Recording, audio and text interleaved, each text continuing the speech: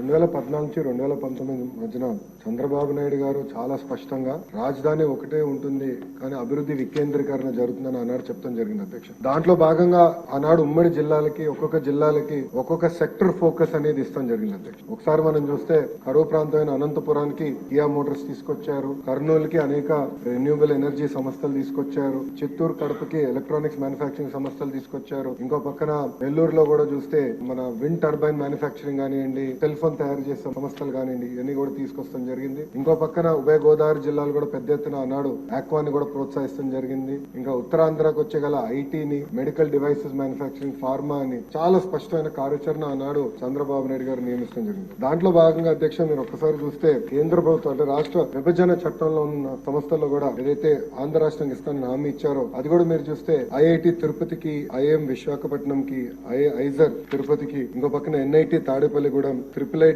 DM Kurnool, central university Anantapur, ఇంకా central tribal university Vizianagaram జిల్లా కూడా అన్నాడు మన ప్రభుత్వం కూడా ఇష్టం జరిగింది. అంటే మీరు చూస్తే అభివృద్ధి వికేంద్రీకరణ అంటే ఇదే అధ్యక్ష. అంతేగాని 500 కోట్ల రూపాయలు ఖర్చు పెట్టి ఒక ప్యాలెస్ కట్టుకుంటాం కాదు అధ్యక్ష.